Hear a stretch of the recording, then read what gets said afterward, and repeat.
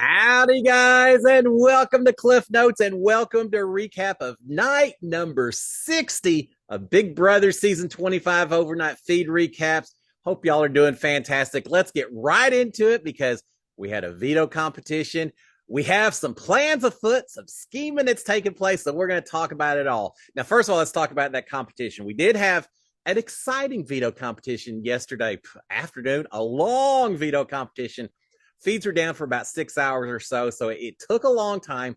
But when the feeds came back, and it took a while when the feeds came back to figure out who had won as well. But when the feeds came back, we eventually determined that the winner of the most recent veto is Cameron. I keep saying Cameron's name over and over again. He keeps his winning streak alive. He now has the power to continue to control everything with his HOH week, except for the vote itself, since he can't vote. But he's HOH. He's the veto holder as well. He can decide whether he wants to keep the nominations as they are, in which case it's probably Felicia that goes home, or he can pull someone off the block like Felicia and maybe consider a backdoor of someone like Corey, perhaps, which has been talked about last night. It is an option that is in play. We've got a little time before the veto ceremony. Really curious to see what's going to happen with that, because there were certainly discussions had, some people more on board than others. We're going to talk about it all. All right. First, throw that in there. But first, let's talk about the veto competition itself. A cool one. I'm really looking forward to seeing it on the episode. Probably, where's the episode at? Tuesday? I can't keep track anymore. But we'll see it on episode. It's going to be neat. The veto competition was a one person at a time timed competition, which involved going into a pitch black house and retrieving various items from different rooms. Pendants, hair, candle, I think, different little items. Whoever could do it the fastest wins the competition. It involved mud and water rooms, going through a tunnel of some sort, entering a fireplace as well. And all of this tied in somehow to this Exorcist movie that CBS and Big Brother are cross promoting. So very much a scary theme to it and everything else. Why did they do that within just a day or two of Julie Chen saying Scary Week is over? Seems like their timing wasn't quite perfect on it, but it doesn't matter. They did that competition. The house, the setup, it sounds very much like the Dark Forest maze that I had to compete in day number one of my season to stay alive, to survive banishment. The maze competition that I won sounds very, very similar. And I got to say, there was some talk about it being pitch black in there. I think Matt's the one who said that, yeah, I thought it'd be a little bit of something you could see. Nothing. I'm telling you, when I did my competition, hand in front of your face, you can't see a thing during that. So it's got to be tough to be finding items while you're doing the competition. So that is the competition they had. Apparently, they were given an hour each. They were told before it started that you have an hour to complete it. At that point, if you still haven't done it, it's over for you. You time out in an hour. So a long competition. Now, it sounds like from a time standpoint, it probably only took everyone 8 to 10 minutes. So a lot faster to actually complete it. But it still took 5 or 6 hours of the feeds being gone, because I'm sure as soon as someone completed it, they had to go back in and reset, clean up, do whatever they did between each run of the veto. But it sounds like it was a fun competition.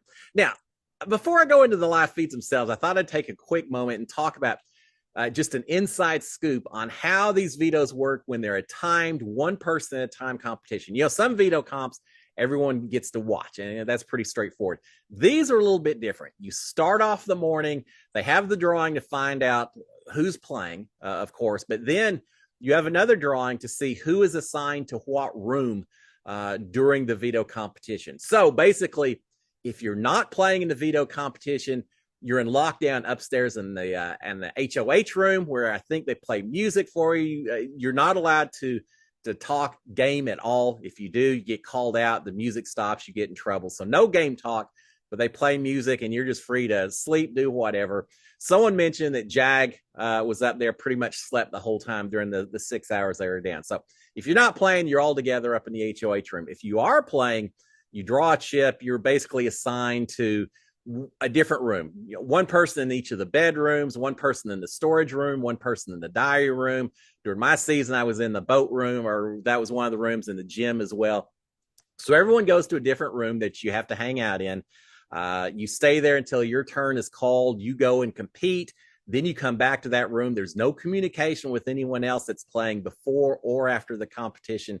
It makes for a long day. The first time or two we did it, we just sat in there bored to tears. After that, I learned to take food with me and a blanket, so if it got a little cold, and be prepared for a long time. So there you go, a little inside scoop about how it works, and that's what we had yesterday. Again, a long competition, so a lot of chill time for a lot of these people.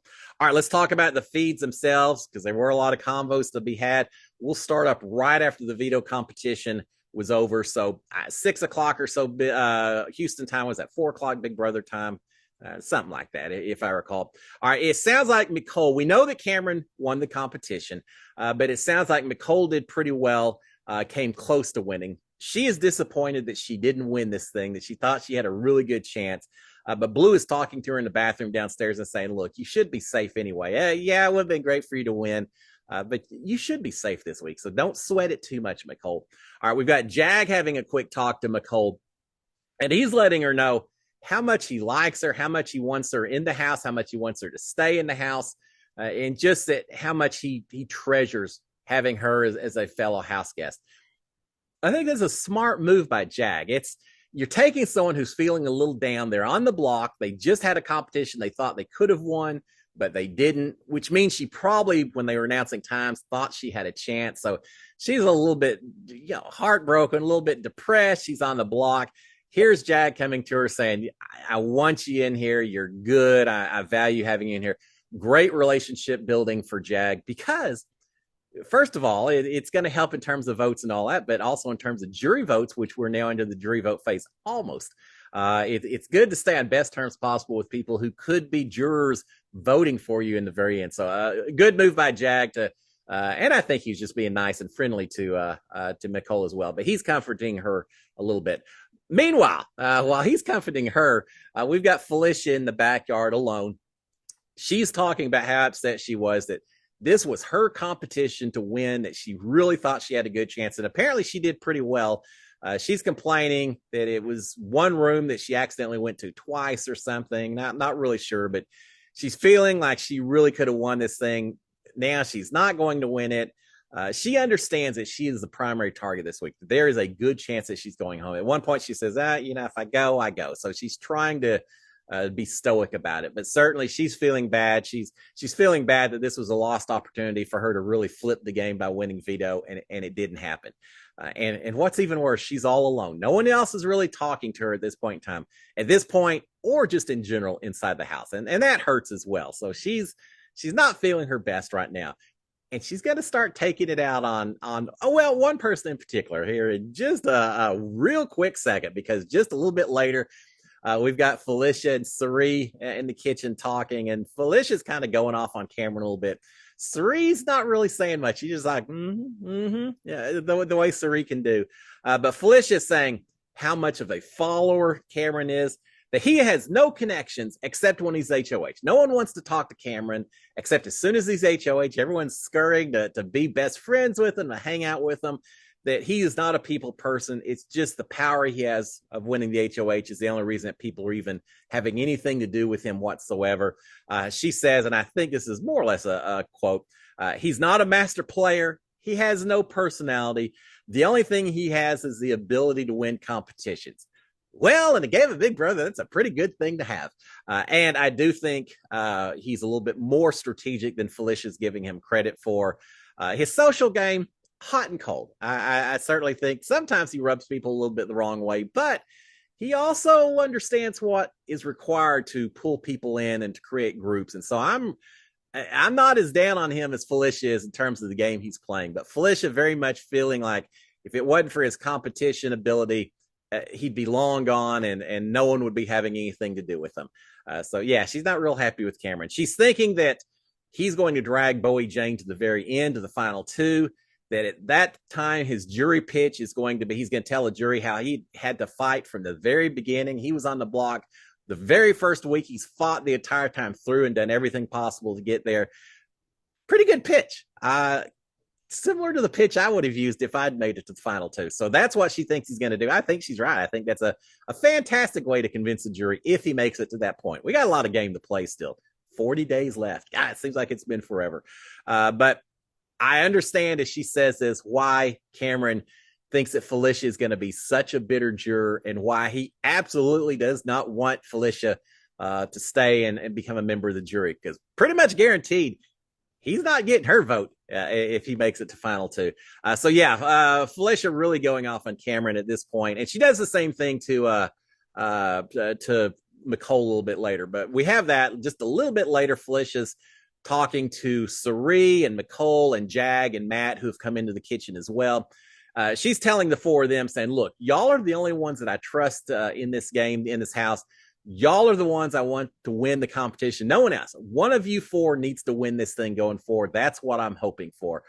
So we certainly hear who Felicia's happy with, who she's not so happy against. Now, later, Matt told Cameron this, said, hey, Sari said, me and Jag and Nicole and Sari, or Felicia said Sari and me and Jag and Nicole, that's who she wants to win, which is only going to make Cameron that much more convinced that he's not ever getting Felicia's vote when it comes to jury. All right, so we do have that. Now, later, Nicole and Felicia are talking to each other. Felicia goes, I think Felicia was in the comic room. Nicole went back there, just kind of make sure she was doing okay, because she's kind of mopey a little bit, is to be expected. So Felicia goes back to check on her. Felicia again talking about what a bad player Cameron is, saying that he put her up just because he is scared about what she will say. Well, I'm not sure that's necessarily the case. I think it truly is more that he knows that she's not really a big supporter of Cameron, and she's pushed a lot to get him out and said a lot of things about him as well. But yeah, she's saying it's just because he's worried that she'll spill secrets on something or another. She's talking about how much she hates Cameron, and so she also wants Cameron gone next week. Or Felicia, at this point, she's talking about all of that. Now, let me first of all say, talk about it. She hates him and all of that. It's just a game. And then, yeah, it's a game for $750,000, which makes it a whole nother level. But at the end of the day, it's just a game. Everyone's playing the best they can to make it to the end. But she's feeling a little bitter right now. So she's telling all this to Nicole. Nicole is saying that she's got a path. She sees the way this needs to go. She wants Cameron gone next week, while he can't compete or win or hold the HOH title. So she wants him gone next week. And then she wants America or Corey gone the following week, because Nicole is seeing those as probably her biggest targets, biggest speed bumps to make it to the end. Felicia is warning Nicole, saying, yeah, that makes sense. But here's the thing. She's saying, be careful about Sari. I know you may the brown sugar babes and all that, but she said Sari will quickly undermine you if she gets a chance. She'll throw you under the bus if it helps her game. So be careful about Sari. And really, in all honesty, Nicole, Matt probably should be your number one, because Matt's the one you should be the most trusting of. I gotta say, Matt's playing a great game. Everyone wants to be buddies with Matt at this point in time, it seems like. So Felicia's saying, be careful about Sari going forward, and stick with Matt. All right, we've got Blue and Corey talking a little bit. What an interesting two people to be talking, considering how much they seem to be targeting each other. But they're talking each other out on the hammock. Corey is talking about Nicole and Blue both being pretty good competition players. At one point, he says, everyone's talking about Jag's this great comp player, but Jag's only won one more competition than Felicia has. And no one's saying that about Felicia. He's saying, really, Blue, you and Nicole, y'all haven't won, but y'all have come so close every single competition. Y'all really are good players. And Blue complained about that before, saying Corey's telling everyone that and making her look like a bigger target than maybe she needs to be. But Corey's now telling Blue directly about that.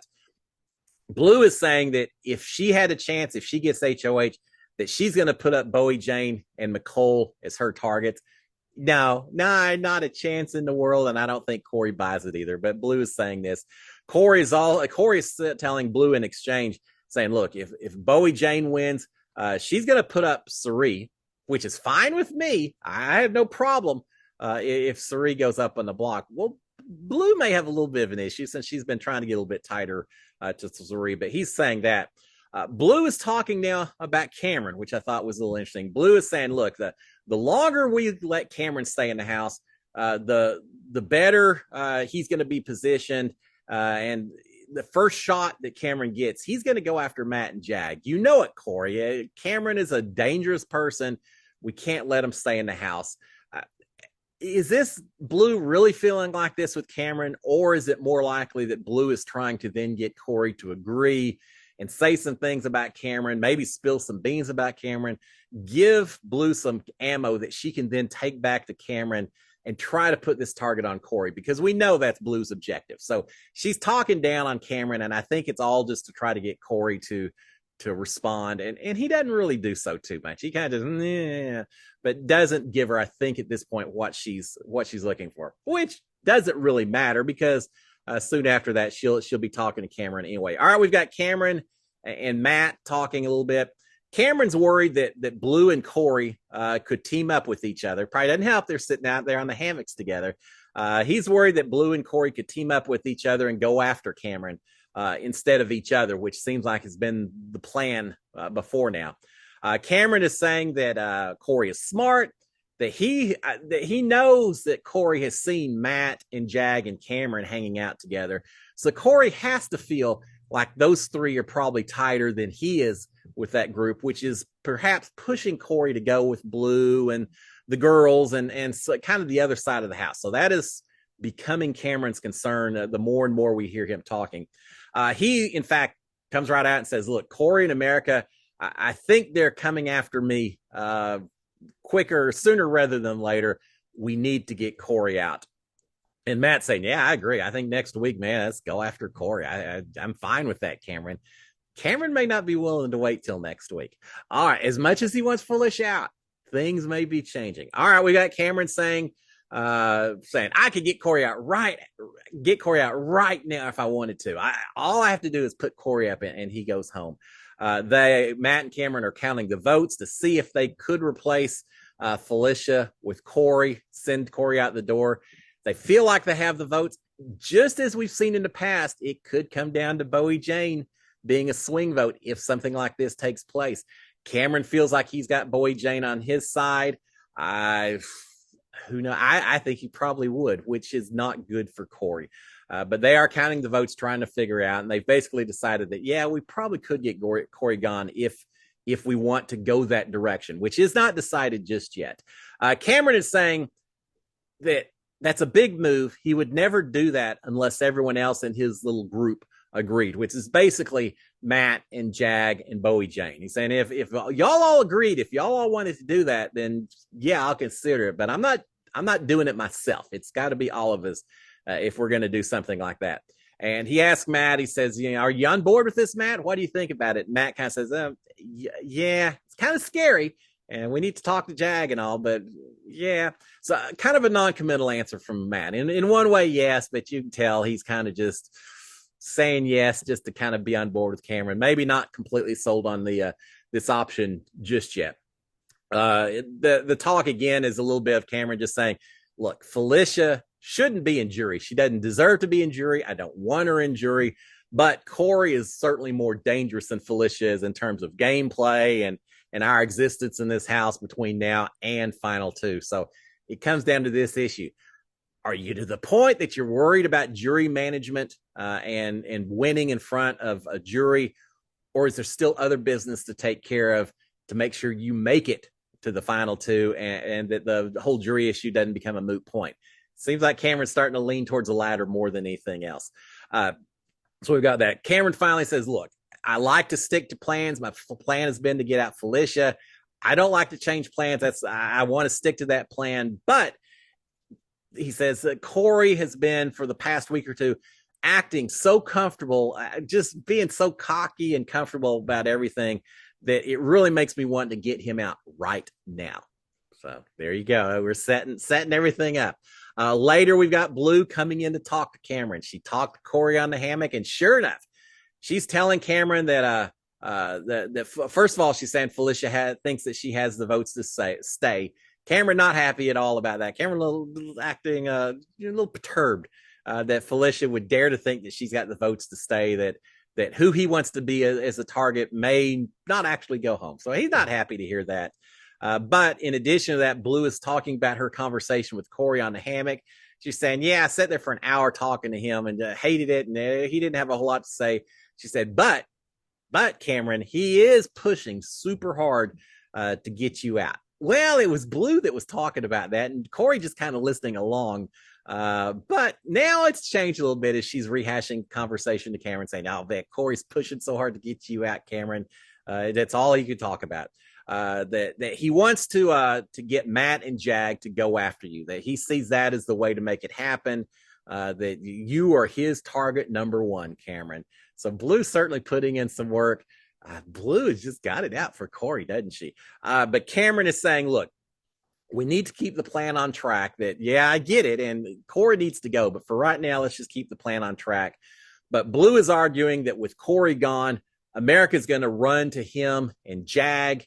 And Cameron comes back and says, well, he's going to run to all of us on our side. And Blue's kind of implying that America's not going to run to Cameron just for strategic reasons, but an extra little added level, extra layer of reasons that she would want to come back. And she's talked about that before. And Cameron says, Felicia said the same thing, that she would come running to me because of that. And he's that's not what I want. That's not what I said. And she would run back to all of us. But Blue still putting that idea in his head, even if he's going to deny it, even if he doesn't believe it. She's still making that little suggestion, just an extra little impetus for maybe him switching over and going after Corey. But Blue's still pushing to get Corey out this week.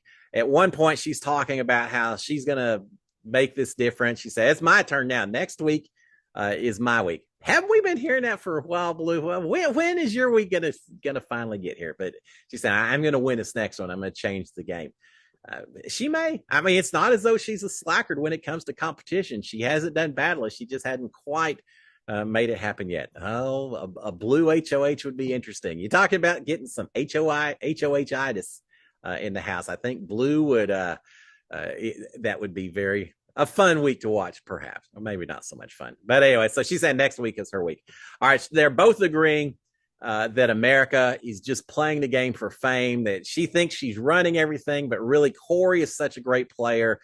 Cameron says something about, Corey's so cocky and arrogant, but he's a good player as well. So, I respect him for that. But they're saying America, on the other hand, she hasn't done anything. She's just here for fame. Okay, Mrs. TikTok. Here's a mirror. Whatever. So yeah, they're not real high on Corey or America at this point in time. All right, we got Blue talking about how tight she is with Corey and America and Matt and Jag. They both talk about the fact that they feel like, even though they're upset with Corey and all of that, that they think Corey trusts both of them just 100%. And so Blue saying, as tight as I am with Corey and America and Matt and Jag, those four folks and me, she said, is it too early to maybe get Corey if possible? And Cameron said, no, it's not too early. It very well could be time to do just that. Whether now or next week, it's certainly time to go after Corey. All right, so we do have that. All right, we've got Jag and Felicia and Sari and Matt studying their days. I feel like Felicia feels like her time is perhaps done. So she's trying to take on kind of the mama of the house role. And all right, kids, y'all need to study. I may be gone, but you're going to win this thing. So get in here and study. That's the impression I got. So they're all in there studying their days. I think Bowie eventually came in there and worked with them a little bit, but they spent probably an hour. And Felicia's saying, you need to do this every day for 15 days. I mean, she's giving them all their homework assignments for the next 40 days because she wants one of them to win. All right, we've got maybe not so much Bowie, but the original ones that were in the room. All right, we've got Cameron and Sari and Bowie talking to each other. Cameron is telling Sari that Felicia wanted him to put up Sari this week. So just making sure Sari knows that she doesn't have any friend in Felicia, telling Sari that. Felicia saying, yeah, I can't believe it. And Cameron saying, well, no, I believe it. She turned everything on red. That's just what Felicia does. They eventually are talking about the fact that Felicia seems like she can certainly dish it, but she can't necessarily take it nearly as well. So they're talking about Felicia a little bit. Sari is warning Cameron and I suppose Bowie as well, saying, look, she's on the block. She'll do whatever it takes. Cameron, in fact, says, the true character of a person is when they're on the block. We'll see how they respond at that point in time when they're under a little stress and all that. And Cirie says, well, look, just don't believe any of the BS that's about to come now that she's on the block. So I think Cirie's a little bit worried about what Felicia could maybe say against Cirie as she potentially heads out the house. So Cirie's taking that in advance, nipping in the bud, saying if she says something, whatever it is, don't believe it. It's all going to be BS. Do not believe it. All right, we've got Matt talking to Jag, telling Jag that, hey, Cameron has a pretty ballsy plan he wants to talk to you about. Not my place to tell you, so I'll go up there with you. I'll let Cameron explain it, but yeah, he's got a plan in place that you may be interested in hearing, Matt. So they'll go up there in just a second. But before that, let's talk about Blue and Cirie are talking a bit. Blue is saying that Corey wants a meeting a little bit later with Blue and America and Matt and Jag to agree to solidify their efforts to go after Cameron as soon as they get their next chance. So again, Blue planting the seeds with everyone against Corey. And later, Corey did have this meeting. And actually did talk a little bit about going after Cameron. All right, we've got Bowie, although I'm not sure he was leading that particular effort. All right, we've got Bowie telling Cameron that America is targeting Nicole and Cirie next week. At least that's what America told Bowie Jane, that she's coming after Nicole and Cirie. Those are the two targets that she wants to go after. And Bowie Jane is also saying that Felicia is saying how much she hates Cameron, that Cameron has been telling everyone that Cameron wants to take Bowie Jane to a final two. Cameron is telling America telling Bowie, saying, I think America may be feeding you false information about this whole going after Nicole and Cirie. I'm not sure that's truly the case. I think they're just telling you that, and that America and Corey are actually targeting me. They're just telling you that other stuff, Bowie Jane. And so Cameron's getting a little bit more paranoid as the time goes on. So he's mentioning that to her. Cameron is saying, look, Bowie Jane, you are the person. You are my person when she talks about this final two. So that is a possibility. He's saying as well that, look, it's you and me. And yes, we're tight with Matt and Jag as well. He says, but I know Matt and Jag have a final two with each other. And they're so strong at their competitions and all that we're going to have to start thinking about getting rid of taking them down before long also. So, we can work with them for now, but it's going to be temporary. Bowie, you and me, we're the real deal. Them we're going to have to cut before too much longer. Could be the case, but Cameron also has his final three with the two of them, and, bro code and all that. I don't know. Cameron having a couple of different options out there. All right, we've got Cameron now talking about this possible backdoor of Corey that was brought up previously with Matt. And he says, Corey's coming after me. I don't want to necessarily do it right now, but if he's coming after me, I can't play for HOH. Maybe I've got to go after him right now. Bowie Jane, very non-committal. Imagine that. Who would think that she wouldn't be firm and resolved in what she wants to do? No, but she's very non-committal. She's saying, okay, if you want to do that, but I'm really curious to hear what Matt and Jag think about this whole idea. And Cameron saying, well, I'd kind of like to know your thoughts before I reveal this to Matt and Jag. In other words, I want to make sure you're on board, because you and me, we're like this. I want to know if you're on board before I ever bring it up to them. Well, he's kind of already brought it up to Matt anyway, but he's asking her that and never really gets an answer. She tries to respond a few times, and he's so busy just kind of talking out loud that he kind of cuts her off quite a few times. So Bowie Jane's kind of like, if you want to do it, sure, I'm on board, but yeah, doing a little sidestep kind of deal. All right, so she mentions that she is questioning. She says, this, I thought Corey was going after Blue and all that. Is that all fake? Is that just stuff they're feeding us? If he's truly going after you instead, then I guess that's fake. And Cameron's thinking, I think they're going after me. All right, finally, Cameron's saying that Corey and America are playing games with them, that in reality, he truly feels like Corey and America are working with Cirie and Felicia and Nicole, that he basically Corey and all of these girls are working together. He's not on board with them. He's on board with the other side, and that's what's got him worried. All right, finally, we've got Cameron has told Matt and Jag and Blue that he's going to take them to see the movie along with winning the veto. He also then gets to see a premiere of The Exorcist Part 42 or whatever it is. So he's going to get to see that. He gets to take some people with him. So again, he's going to take Matt and Jag and Blue. He says the girls, they already got to have a dinner together. Bowie said she doesn't care about seeing the movie. Corey's going to be busy with America. He's got other things that he's going to stay occupied with. So yeah, we're going to go see the movie together. And Felicia already is saying, oh, he's trying to kiss up to Blue and all of that by making these selections, and it's all strategic. Well, maybe. And maybe he just has people he wants to see the movie with. All right, we did have a funny moment at one point as this group, I think it was the group that's going to go see the movie together. They're all up in the have not room together, and they're recreating some of the past arguments and everything that have taken place during the season. And so they're kind of yelling and recreating some of this stuff. Well, downstairs, Felicia and Sari heard all of the yelling and stomping and everything going on above them upstairs. And they're wondering, are they fighting out there? You know, what's going on? It sounds like they're fighting, but then Blue's laughing. So we don't know what's going on. And as it turns out, it's just them all recreating. When you're downstairs, you can certainly hear activity upstairs. And so they're suddenly thinking, maybe there's a chance. Maybe there's something going on that's going to change this. Nah, it's just them recreating some past stuff. But that was kind of funny. They're getting all excited, thinking something was going on. All right, we've got Cameron explaining this possible backdoor plan now to Jag. Matt's up there. Matt's just kind of listening. It's primarily Jag and Cameron having the discussion at this point in time. And by now, it's really sounding like Cameron is sold. He's made up his mind. He would love to go ahead and backdoor Corey, but he does want everyone else on board. He doesn't want this to be a lone wolf operation. He's talking about that if Corey is gone, America won't have anyone else, just like Cameron right now doesn't have anyone else. And so it seems just in that way as well. Jag isn't really on board, though.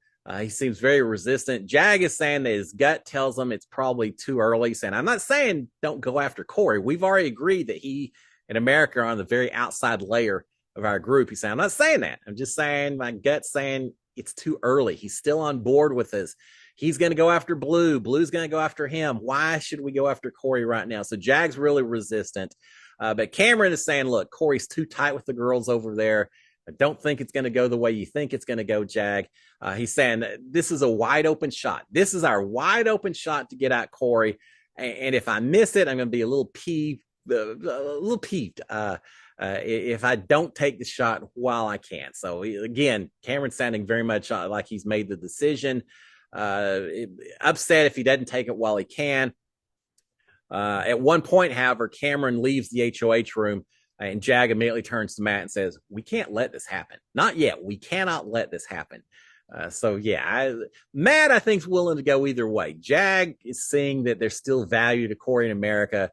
And they talk about the fact that if they do this, they're going to start a war with the other side. It's going to get rough.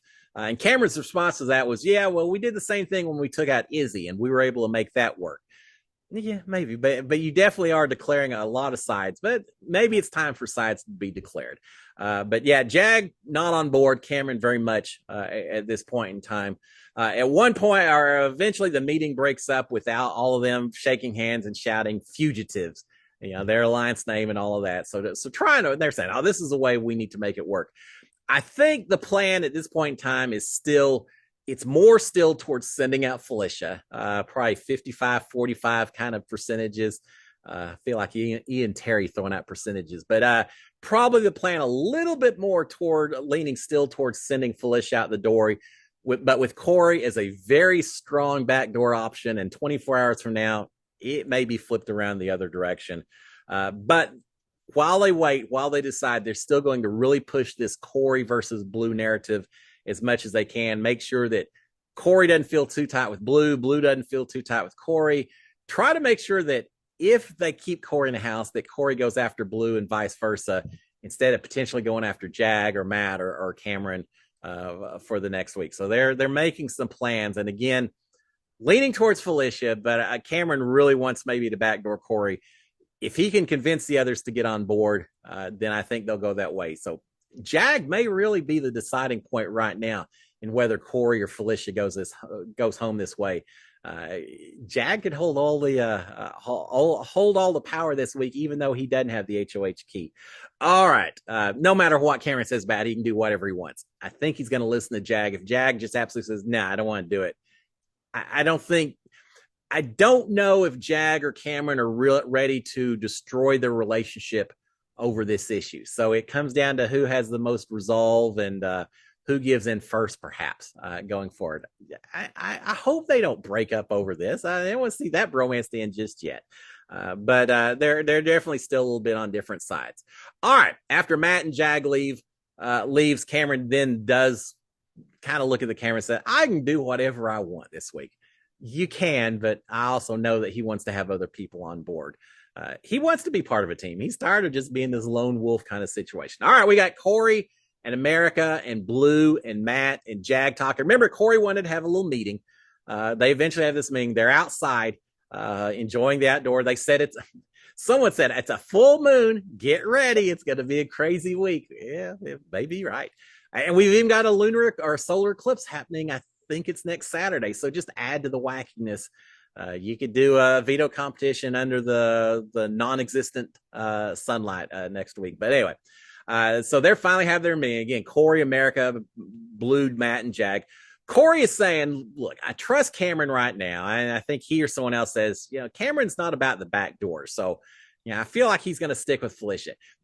And that's a good point to keep in mind, man. If I'm Corey and there's any concern, maybe this is where I talk to Cameron saying, it's so respectful that you're so ethical and everything, that you don't backdoor people, that you just do it in front. Yeah, it's so commendable, Cameron. I may be making a few of those kind of conversations, but Corey's saying, "Look, I trust Cameron right now, but I'm not sure about in a couple of weeks if that's still going to be the same situation." He's also worried that Nicole could come after him in America because word got around about this fake alliance of Corey and America and Felicia and Nicole. And as I recall, it was kind of America who had presented it to Felicia and Nicole. But for whatever reason, the blame has all been put on Felicia instead, that Felicia was the one behind suggesting it. Well, not really so much, but that's the thinking right now. So Corey's a little bit worried that because of that Nicole and Felicia could still have some rough feelings towards them and could actually then come after him and America because of as a result of that. Jag at one point, they're kind of tiptoeing around this idea that Cameron maybe needs to go. And so at one point, Jag asks everyone, says, "Look, raise your hand if you would put Cameron on the block. If you had the chance, would you put Cameron on a block?" Well, Blue didn't raise her hand, but she raised her leg way up in the air. I wonder if somewhere down the road she's going to say, "I never raised my hand. I never raised my hand. Anyone who says I did is lying." Well, no, she didn't. She raised her leg, though. So she raised her leg. After that, America says, "Oh, I don't, maybe I would, to be honest. I don't know, maybe." And then Corey says, "Yeah, I'd consider it." But certainly Blue is the one who was quick to say, "I put Cameron up." And I think, again, it's her trying to get other people to commit to it. So she'll go right back and tell Cameron that. And I'm sure she will. She's going to say, "Oh, America and Corey both said that they'd put you on the block." Well, they just kind of said so, but not certainly with a whole lot of resolve. Doesn't matter. Once Blue spins the story, it won't matter. So they do have that discussion. All right, finally, we've got Corey and America in bed. Corey is saying, "Hey, Felicia goes home this week. Next week, we need to go after Cameron or Blue, and then the following week take out whichever of those two is still sticking around." So they still want Blue out, but they're also recognizing that Cameron, after yet another competition win, has got to go. And I don't disagree with them. Cameron playing a great game, but he has created such a target on his back. I think of Michael from last season. Eventually people just become, every win you get puts a bigger target. So Corey's saying, "Yeah, do Felicia this week, and then America, then Blue and Cameron for the next 2 weeks."